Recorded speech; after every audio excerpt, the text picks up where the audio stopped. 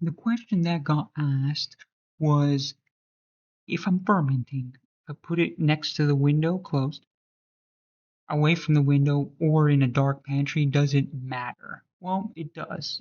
Close to the window, you actually get a lot of UVAs, which can damage the microbes as they try to build up steam. And as well, if you're looking at temperature instability, the yeasts are the ones who are going to dominate because lactobacilli, they don't like temperature fluctuations.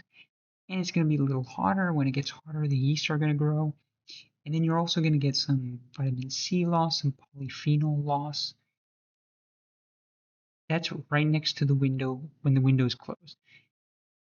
And you can see here kind of the overall numbers, 10-20% reduction in vitamin C. You lose some.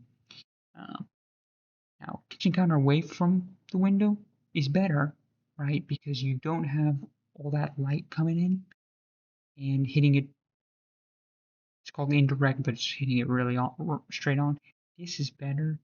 It says here statistically indistinguishable, 5 to 10%, mostly measurement error for vitamins. The best, honestly, is just put it in a dark place. If you put it in a dark place, you're going to have very stable temperature. Lactobacilli love this. And the fastest pH drop is 1 day earlier. And you're going to have all that vitamin C, all those polyphenols preserved in there for those homofermentative bacteria, which you really want. And some yeast are going to grow in there as well.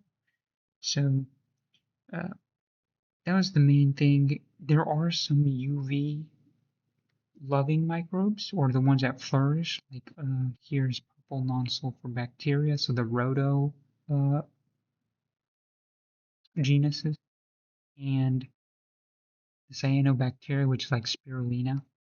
Those are going to thrive off light. They actually grow a lot more. Those are not the ones you're going to be finding in your ferment. Okay, so you don't want those. You don't want the ferment next to light. Most of them actually kill lactobacilli, so the light. So you pretty much want it in a pantry. And here's some that are somewhat affected. So yeast don't even like UV. Definitely not lactobacilli, as that is a stressor, which we already said.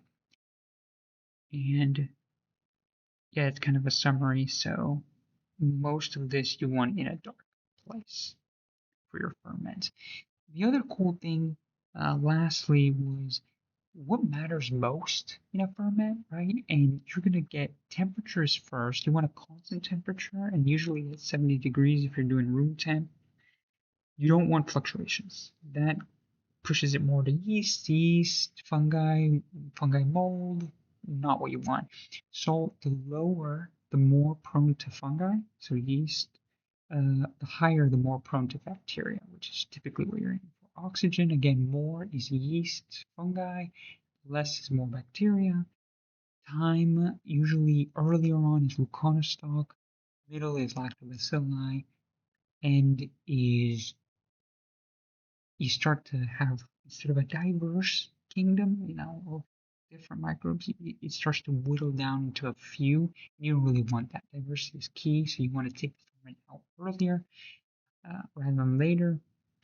And then, because you get peak diversity and peak numbers, right? And then finally, light exposure we covered, but primarily dark.